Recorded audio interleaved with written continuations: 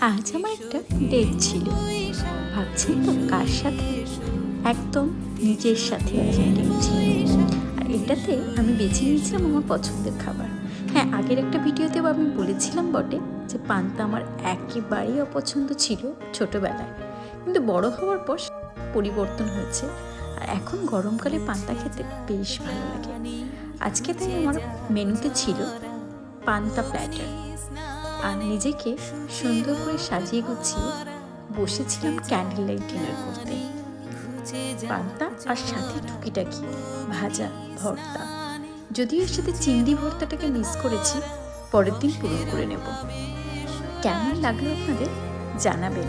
আর অবশ্যই গরমকালে একদিন খেয়ে দেখুন এরকম পান্তা প্ল্যাটার। আর সেটা যদি নিজের সাথে ডেট হয় তাহলে তো কোনো কথাই নেই। চরম